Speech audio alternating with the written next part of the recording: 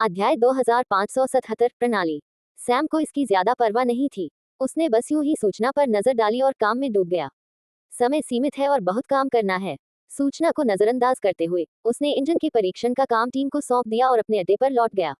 अब उसके लिए सेक्सन क्षेत्र को नष्ट करने के लिए डिजाइन की गई स्वचालित प्रणाली को तैनात करने का समय आ गया था। सैम वास्तव में इसे लंबे समय से आजमाना चाहता था, मुख्य रूप से इसलिए क्योंकि उसके पास पृथ्वी पर इसका एक संस्करण था। बस उसके पास इसे लापरवाही से तैनात करने का कोई ठोस कारण या पर्याप्त संसाधन नहीं थे। अब उसके पास छायालोक से निकलने वाली असीमित ऊर्जा थी और इस दुनिया में मिले क्षेत्र से उसके पास पर्याप्त संसाधन थे। सबसे महत्वपूर्ण बात, हजारों की आबादी वाला एक आदर्श दुश्मन। इसका परीक्षण न करना व्यर्थ होगा। सैम ने अपने दोस्तों के सामने प्रणाली का अनावरण किया। मैं चाहता हूं कि आप लोग भी इसका इस्तेमाल करना सीखें। इससे हमें दुश्मनों से निपटने में मदद मिलेगी, खासकर तब जब हम किसी खास इलाके या निश्चित स्थान को निशाना बना रहे हों। ये तब सबसे ज्यादा असरदार होता है जब उन्हें पता न हो कि हम उन्हें निशाना बना रहे हैं। मैंने इंटरफेस को हर तरह की जरूरतों के हिसाब से डिजाइन किया है। चाहे पूरी तरह से नरसंहार हो या सिर्फ अराजकता फैलाना, हम इससे सब कुछ कर सकते हैं। फिर उसने सिस्टम दिखाया। यह मूल रूप से एक स्वचालित उत्पादन इकाई है, जिसमें एक बड़ी स्क्रीन और एक होलोग्राफिक कीबोर्ड है, जिसमें इतने सारे बटन और विकल्प हैं कि यह किसी विमान नियंत्रण पैनल से भी ज्यादा जटिल दिखता है। सैम ने मशीन चालू की और सैकड़ों पक्षी कठपुतलियां उत्पादन इकाई से बाहर उड़ गईं। जैसे जैसे वे उड़ती गईं, स्क्रीन पर महाद्वीप का नक्शा दिखाई देने लगा, जो हर गुजरते सेकंड के साथ धीरे धीरे खुलता गया। कुछ देर बाद पूरा ग्रह स्क्रीन पर दिखाई देने लगा। सैम ने फिर सेक्शन क्षेत्र के नक्शे पर टैप किया और लक्षित स्थान के निर्देशांक लॉक कर दिए। फिर उसने कुछ विकल्पों में से स्क्रॉल किया जब तक उसे मनचाहा विकल्प नहीं मिल गया। इसे जेनेटिक टारगेटिंग कहते हैं। जैसे ही उसने इसे सक्रिय किया, सिस्टम ने एक जेनेटिक नमूना मांगा। सैम ने सेक्सन कबीले के एक मृत व्यक्ति का शव चुना। उसने सेक्सन जीन को पूरी तरह सक्रिय करने के लिए पहले ही कुछ प्रयोग कर लिए थे। उसने इसे उत्पादन इकाई के एक डिब्बे में डाल दिया। डीएनए विवरण सहित आनुवंशिक जानकारी स्क्रीन पर दिखाई दी। सैम ने सेक्सन आनुवंशिक वंश को लक्ष्य के रूप में चिन्हित किया। उत्पादन इकाई काम पर लग गई। तेजी से और अधिक कठपुतलियां बनाई और तैनात की गईं, और उन सभी में विशेष डिटेक्टर लगे हुए थे। इसके बाद सैम ने लक्ष्य चुना, जो उन्मूलन था, लेकिन कुछ व्यक्तियों को छोड़कर। फिर उसने दो अंतिम विवरण जोड़े। पहला, उनसे निपटने की गति और उन्मूलन की विधि। उसने चुना कि एक समय में अधिकतम 3 लोग ही उनसे निपटेंगे, और विधि कहीं अधिक जटिल और विस्तृत है। जैसे ही उसने सभी विवरण दर्ज किए, कठपुतलियों का एक अलग प्रकार प्रकट हुआ। उसी समय निश्चित अंतरिक्ष द्वार संरचना सक्रिय हो गई, जिससे कठपुतलियों को उनके निर्धारित स्थानों पर भेज दिया गया। उसी समय जब कठपुतलियां सेक्सन क्षेत्र में प्रवेश कर रही थी, तो पहले समूह ने एक विशिष्ट स्थान पर ध्यान केंद्रित किया। वहां मौजूद अधिकांश लोग दिव्य तल या सूक्ष्म तल के दीक्षा चरण में थे। ये समूह जड़ी बूटियों की खोज में उस क्षेत्र की यात्रा कर रहा था। उस समूह में कठपुतलियों ने सबसे कमजोर सदस्यों को निशाना बनाया। 3 पूर्व अतीन्द्रिय लोक साधिकाएं। तीनों महिलाएं थीं और वे धीरे धीरे और सावधानी से कुछ जड़ी बूटियां चुन रही थीं। उन पक्षी आकार की कठपुतलियों के झुंड में से 6 कठपुतलियां निकलीं और उन्होंने इन तीनों को निशाना बनाया। वे मूल रूप से 3 जोड़ियां थीं, और प्रत्येक जोड़ी में पहली कठपुतली दूसरी से बड़ी थी। बड़ी कठपुतलियां अपने लक्ष्यों की ओर तेजी से बढ़ीं, फिर वे फैल गईं और एक बड़े धातु के जाल में बदल गईं, जिसने अपने अपने लक्ष्यों को जकड़ लिया। इसके बाद छोटी कठपुतलियां लक्ष्यों के पैरों के ठीक सामने जमीन पर उतरी। वे भी फैल गईं, उनके घटक सिकुड़कर एक वृत्त बन गए, जिन पर मंत्र चमक रहे थे। एक अंतरिक्ष द्वार सक्रिय हो गया, जिससे अंतरिक्ष फट गया और छाया ऊर्जा ने आक्रमण किया। उस महिला की छाया अंतरिक्ष के फटने से प्रकट हुई और बंधे हुए लक्ष्य पर हमला किया। लेकिन इससे पहले कि वह मार पाती, बांधने वाली कठपुतली ने कार्रवाई की। इससे जुड़ी संरचना सक्रिय हो गई और लक्ष्य के भीतर की सारी ऊर्जा तुरंत सोख ली गई। ये दिव्य विरासत निष्कर्षण तकनीक का संशोधित रूप था। किसी व्यक्ति में दैवीय ऊर्जा न होने पर वंशानुगत गोले को संघनित करना असंभव है। लक्ष्य में दैवीय ऊर्जा नहीं थी, लेकिन फिर भी उनकी सारी ऊर्जा निकालकर उसे एक सामान्य ऊर्जा गोले में संघनित करना संभव है, जिसे वह ऊर्जा द्रव के रूप में संग्रहित कर सकता है। सैम ने पहले ही इस पर विचार कर लिया था। परछाई ने इस सूखे हुए मूल प्राणी को बड़ी आसानी से मार डाला और उसकी चेतना में सुधार किया। हालांकि इससे पहले कि वह पीछे हट पाता, छायालोक का द्वार बनाने वाली कठपुतली वापस फैल गई, पक्षी के रूप में परिवर्तित हो गई और उड़ गई। परछाई वास्तविक दुनिया में फंस गई। बंधनकारी कठपुतली ने मृत शरीर को भी मुक्त कर दिया, लेकिन इससे पहले कि वह शरीर में कुछ डाल देती। छायालोक की परछाइयों का उस दुनिया से एक स्वाभाविक संबंध होता है। वे लगातार वहां से और यहाँ तक कि आसपास से भी ऊर्जा प्राप्त कर सकती हैं।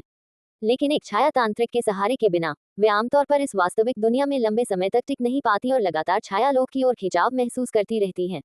और चीरा लगाने के लिए पर्याप्त बल प्राप्त करने हेतु वे लगातार वातावरण और लक्ष्य दोनों से ऊर्जा अवशोषित करते हैं।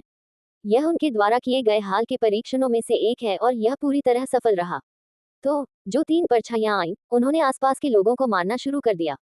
लेकिन जैसे जैसे उनकी तीव्रता बढ़ती गई, एक तीसरी तरह की कठपुतली उन परछाइयों की ओर उड़ी और उनकी पीठ पर चिपक गई। वह अतिरिक्त ऊर्जा जो उन्हें दूर भेजने के लिए अंतरिक्ष को खोलने वाली थी, कठपुतलियों द्वारा सोख ली गई और उन्हें वहीं रोक दिया गया। अध्याय 2578 हताशा। 2 दिन बाद, भाड़ में जाओ, बेवुल्फ ने कार्यालय कक्ष में सब कुछ तहस नहस करते हुए गालियां दी। सेवक, अन्य वरिष्ठ अधिकारी, सभी उसे इस तरह पागलपन करते देख रहे थे। पिछले कुछ घंटों से वह सामान पर जमकर प्रहार कर रहा था। फर्श पूरी तरह से उखड़ गया है और दीवार में कई खरोंचे और गड्ढे हैं। सुरक्षा के लिए बनाई गई संरचनाएं ही एकमात्र कारण है कि दीवार अभी तक सही सलामत है। और हाँ, ये भी कि बेवुल्फ ने अपने गुस्से को काफी हद तक काबू में रखा हुआ था। 15 मिनट के और पागलपन के बाद वह आखिरकार थोड़ा शांत हुआ। वह जमीन पर बैठ गया, हाँफ रहा था, अपने अधीनस्थों से हुई घटना का ब्यौरा सुनते हुए अपने गुस्से को दबाने की कोशिश कर रहा था। महोदय, पिछले 2 दिनों से सभी जनजातियों पर हमले हो रहे हैं। इसकी शुरुआत एस्ट्रल प्लेन के साधकों से हुई। अजीबोगरीब कठपुतलियां अचानक प्रकट हुईं और उन्होंने हमारी जनजाति के सदस्यों को निशाना बनाया। ये कठपुतलियां मानो स्वयं की बुद्धि से काम कर रही थीं। वे सटीक और पूर्ण सामंजस्य में थीं। किसी व्यक्ति को पल भर में पकड़ लिया जाता था और तुरंत ही छायालोक में एक स्थानिक दरार खुल जाती थी। उनकी परछाइयां प्रकट होती थीं और ये पक्षी कठपुतलियां उन्हें मौके पर ही मार डालती थीं। लेकिन परछाई के गायब होने से पहले ही स्थानिक दरार बंद हो रही है। परछाइयां हमारे क्षेत्र में बेकाबू होकर फैल रही हैं। उच्च स्तर के साधकों ने हस्तक्षेप करने की कोशिश की। उन्होंने कठपुतलियों को पकड़ने का भी प्रयास किया, लेकिन जैसे ही उन्होंने ऐसा किया, कठपुतलियों ने निकटतम साधक को निशाना बनाया, उनकी ऊर्जा को जलाकर खुद को नष्ट कर लिया। उन्होंने हमारे पूरे क्षेत्र में भारी नुकसान पहुंचाया। और आज सुबह हमने देखा कि कुछ उच्च स्तर की कठपुतलियां वास्तव में दिव्य तल के दीक्षा स्तर के लोगों को संभाल सकती हैं। और ये कठपुतलियां अपने स्वयं की ऊर्जा किरण हमले करने में भी सक्षम थीं। प्रारंभिक विश्लेषण से पता चला कि यह हमला भूमि मगरमच्छ द्वारा उत्पन्न ऊर्जा किरणों के समान है। बेवुल्फ ने उसकी ओर देखा और दांत पीसते हुए पूछा, 2 कठपुतलियां कितनी शक्तिशाली हो सकती हैं? क्या उन्हें एक ही वार में कठपुतलियों को हरा नहीं देना चाहिए? वे दिखने में भी इतनी बड़ी या जटिल नहीं थी और उनमें हथियार भी नहीं लगे थे। क्या मेरी सैक्सन जनजाति पूरी तरह से मूर्खों से बनी है? अधीनस्थ ने थोड़ी देर हिचकिचाते हुए कहा, मेरे पास एक वीडियो है, अगर आप चाहें तो बस मुझे दिखा दो। अधीनस्थ ने सिर हिलाया और रिकॉर्डिंग क्रिस्टल चालू कर दिया। उन्होंने वह दृश्य देखा जिसमें सैक्सन जनजाति के प्रतिभाशाली युवकों में से एक, बेवुल्फ के पुत्र का समकक्ष, एक खुले घास के मैदान में अपनी तलवार से अभ्यास कर रहा था। लंबे बालों को पोनीटेल में बांधे और विशाल कृपाण को लहराते हुए, जो देखने में कुछ भद्दा सा लगता था, वह मानो तबाही मचाने के लिए ही बना था। और सच में वह तबाही ही मचा रहा था। उसका रूप, उसकी ताकत, उसकी एकाग्रता और उसका इरादा, सब कुछ एकदम सही था। वह युवक अपनी ही कृपाण की दुनिया में खोया हुआ था। उसके पसीने बेतहाशा टपक रहे थे। उसका चेहरा इतना शांत था मानो वह ज्ञान प्राप्ति के मार्ग पर हो, न कि किसी घातक हथियार का अभ्यास कर रहा हो। बेवुल्फ उस लड़के को देखकर सहज महसूस कर रहा था और उसी क्षण 3 चिड़िया के पुतले बिजली की तरह वहां आ गिरे। उस युवक ने उन्हें देखा और बिना किसी झिझक के अपनी कृपाण घुमा दी। कृपाण की किरण पहले चिड़िया के पुतले पर पड़ी, लेकिन वह बस फिसलकर दूर हो गया। वह इतनी तेजी से चला गया जैसे कोई दिव्य लोक का साधक चलता है, जिसने बेवुल्फ को भी आश्चर्यचकित कर दिया। और फिर लड़ाई और तेज हो गई। तीनों कठपुतलियां दूरी बनाए रखते हुए लगातार ऊर्जा किरणें दागती रहीं। उन्होंने लगभग हर हमले को चकमा दिया और एक बार भी दुश्मन को अपने करीब नहीं आने दिया। जब विरोधी को स्थिति का एहसास हुआ, तो उसने अपनी रणनीति बदल दी। उसने एक कठपुतली पर जबरदस्त हमला किया, साथ ही एक ऐसी जादुई शक्ति का इस्तेमाल किया जिससे बाकी 2 कठपुतलियों की रक्षा हो सके। उसी क्षण कठपुतलियां थोड़ी चमक उठी और अगले ही पल 3 और पक्षी कठपुतलियां मदद के लिए आ गईं। ऊर्जा किरणें तेज हो गईं। अब विरोधी एक लक्ष्य बन गया था, प्रतिरोध की कोई गुंजाइश नहीं थी। फिर कठपुतलियों का तीसरा समूह आया। जब 9 कठपुतलियां एकत्रित हुईं, तो वे फैल गईं और एक गठन बनाया, जिससे उसकी गति अवरुद्ध हो गई और उन्होंने एक साथ कई ऊर्जा किरणें छोड़ी। उस पर एक ही समय में 9 दिशाओं से हमला हुआ। उसने आपातकालीन स्थिति में उपयोग किए जाने वाले उपभोज्य कलाकृतियों को निकाला, लेकिन वे भी बेकार हो गईं। स्थान अवरुद्ध हो गया, गठन रूपांतरित हुआ और छाया जगत खुल गया। युवक की छाया आए और स्पष्ट कारणों से छाया को कोई बंधन महसूस नहीं हुआ। उसने युवक पर कहर बरपाया, उसे नीचे गिरा दिया और नष्ट कर दिया। उम्मीदवार का काम तमाम हो गया। स्थान बंद हो गया और वह विशेष कठपुतली जो छाया को जाने से रोकती थी, प्रकट हुई और छाया से जुड़ गई। छाया वहीं रुक गई और हताशा में अगले जीव की ओर भागी। वीडियो समाप्त हो गया। बेवुल्फ ने एक पल के लिए निराशा में अपनी आंखें बंद की और आह भरकर बोला, मेरे आदेश पहुंचा दो। किसी को भी एकांत क्षेत्र में अकेले नहीं रहना है। सभी प्रशिक्षण निलंबित हैं। सभी को अस्थायी ठिकानों पर रिपोर्ट करना चाहिए और प्रभारी व्यक्ति इसकी निगरानी करेंगे।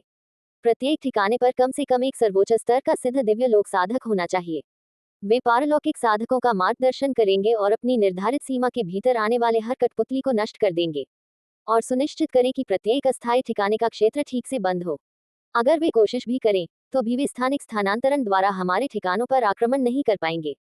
अगर उन्होंने जबरदस्ती की तो इसे नष्ट कर दिया जाएगा। अगर मैं होता तो मैं उस कमीने को खुद ही मार डालता, लेकिन हम ऐसा नहीं कर सकते। अभी नहीं, हमें इंतजार करना होगा, और जब हम आखिरकार उसे मार गिराएंगे तो मैं इस तकनीक को चुरा लूंगा। जब भी वुल्फ और बाकी लोग सुरक्षा व्यवस्था कर रहे थे, तभी सैक्सन लोगों की नई रक्षा व्यवस्था के कारण सैम के अड्डे पर मौजूद स्वचालित प्रणाली में कुछ बदलाव आ गया।